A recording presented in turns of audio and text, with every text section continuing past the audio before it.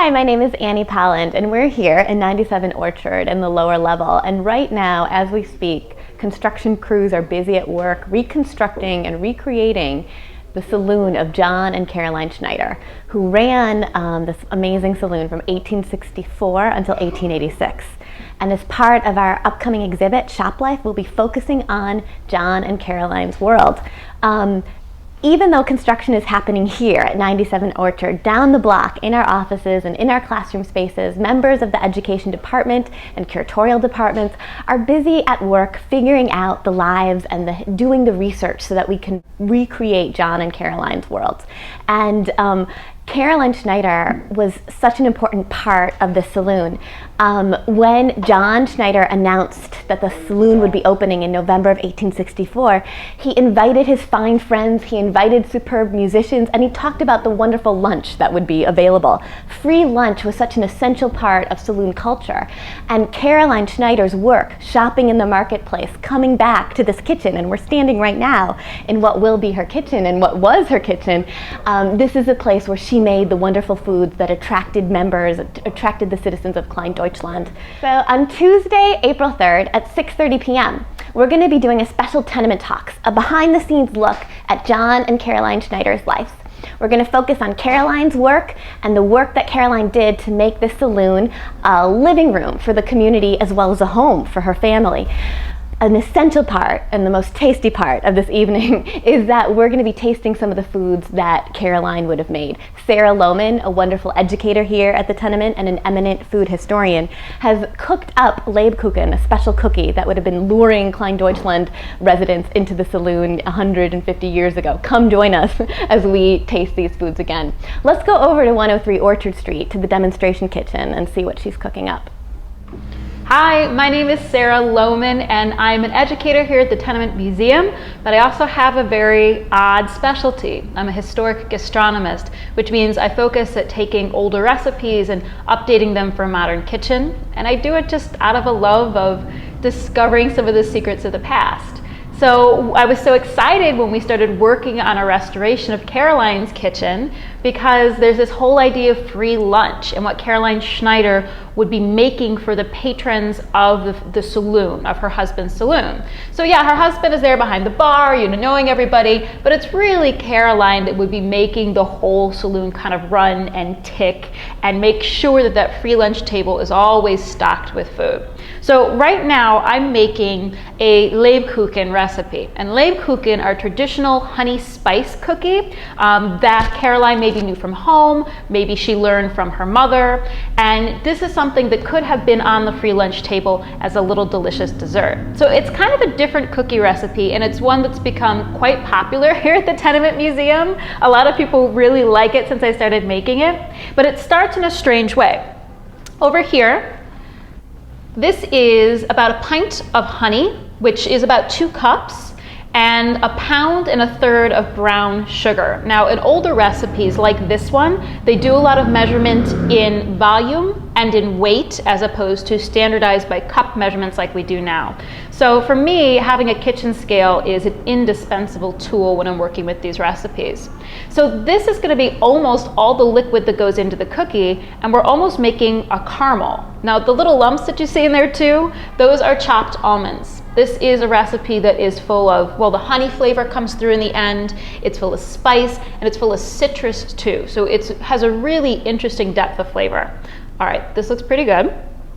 So I'm taking this off the heat, and I'm bringing it over here to cool down. Now, as it cools down, we can keep working with it too, because we have a lot of different things that we need to add. We're going to start by adding some candied fruit. Lebkuchen are, let's say, the great-grandfather of the modern fruitcake. So here, I've got some candied orange peels. Over here, this is some candied citron, maybe not one you've heard of, but you can find it in the grocery stores, particularly around the holidays, because people like to put it in modern fruitcake. But if you can't find citron, candied lemon makes a great substitution. And most of these you can find in a baking supply store or oftentimes at candy stores that sell bulk ingredients as well. So this is about, I have to check my recipe, this is about a half pound of candied orange peel, which is going to get stirred right in here.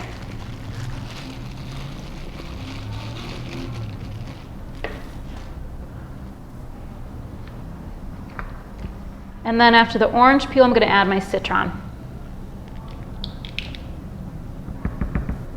The citron you also want about a ½ pound, the same quantity as your orange peel. I'm doing maybe half and half citron, and I'm going to put a little lemon peel in there too. Old recipes were often intended as guidelines, and the cooks that were making them had to make substitutions, or they changed things based on what their preference was.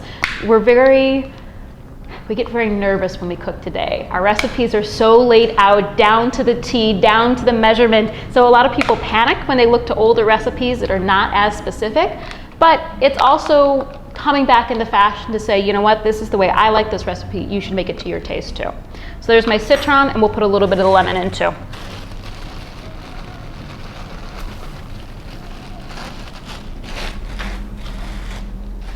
And then stir it up.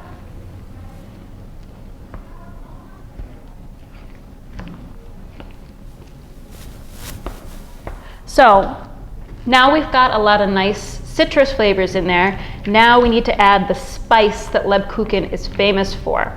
So a lot of spices going in. I'm going to add 2 ounces of ground cinnamon.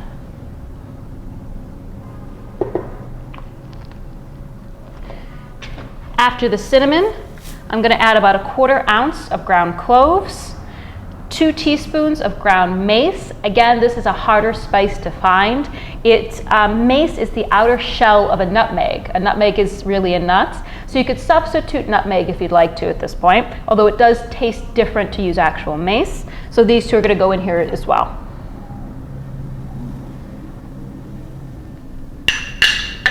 And then mix it up real good. Now this, as you can see, is a thick batter. It's just like candy making. So this is cooling, and it's getting thicker as we speak. So it's important that it cools down, but it's also important that it stays warm enough that you can mix all your ingredients. There's our spice. You can see how dark and rich it's looking. Now we need to add the zest of 2 lemons. And I need to rinse these, so I'll be right back. Okay, this is a lemon zester. If you don't have this, you can use any kind of small grater. In a pinch, I've even used kind of my upright Parmesan cheese grater. To zest it, you're just taking off the yellow part. See? You don't want any of the white stuff because the white stuff is bitter. You just want the yellow part. Now, I know it seems weird, but next time you juice a lemon, think about it. It's not necessarily the juice that tastes like a lemon. The juice tastes of acid. The oil of lemon, what really gives something lemon flavor, is all in the zest. So this is why we're just using the outside of this lemon.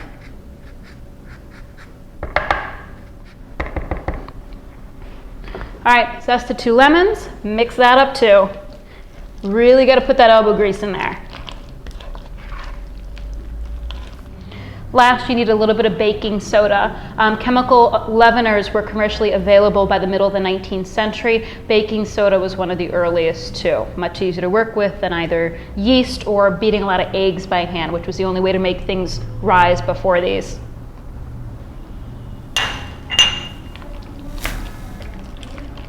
All right, that's that mixed up. One of the last things to go in before we add flour. See, look, I'm already a mess. It's not easy to work with. This is Kirsch. Kirschwasser is a cherry liqueur that's popular in Germany.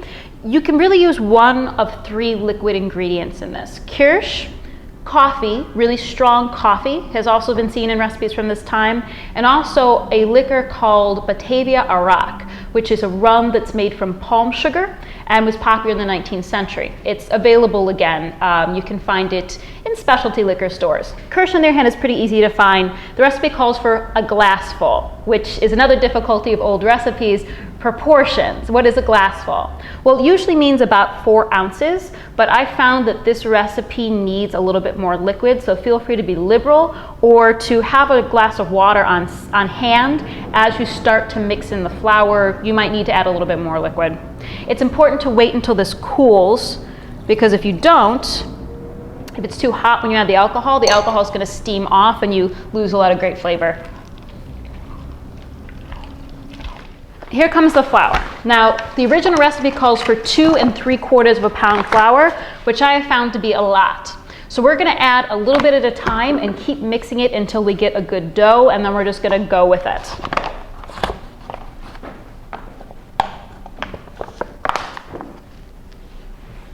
You've really got to work it in, and at some point, you might have to get in there with your hands too.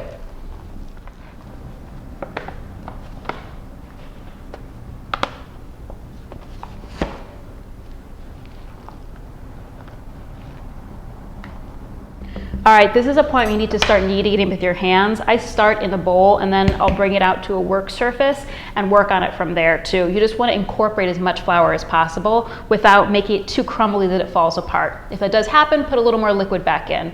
Either more kirsch, more water, something like that.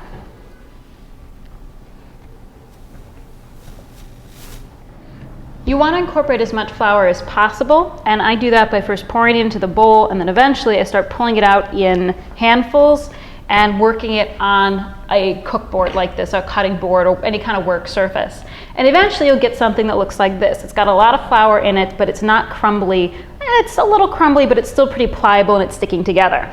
Now with these, what you'll do is you can either press them into a baking pan, or the original recipe says to form them into oblong loaves. Just make sure you form them all the same size so they bake at the same temperature and same time. And then after they bake, that's when you cut it almost like a biscotti. Wait for it to cool a little bit, then just use a heavy knife to cut it. You can cut them again too to get cookies the size you want. And after they bake, they'll look a little something like this.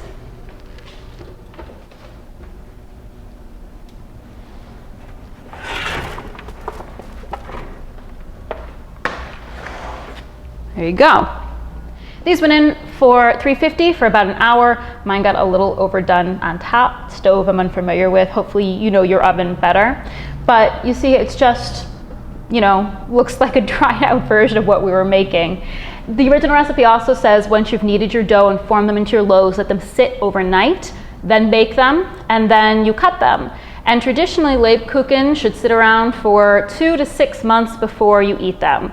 That's what even the contemporary recipes say. So try them yourself hot, or do the traditional way and stick them in a tin on a shelf for the next 6 months and enjoy them maybe just before Christmas time. So there you have it. This is a lebkuchen recipe from the 1840s. Would have been appropriate for Caroline Schneider to use. If you want to give this a go at home, check it out on our blog. I'll have the original recipe as well as a transcribed, updated version.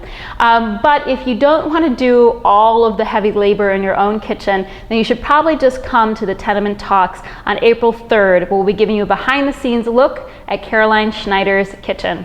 Hope to see you there.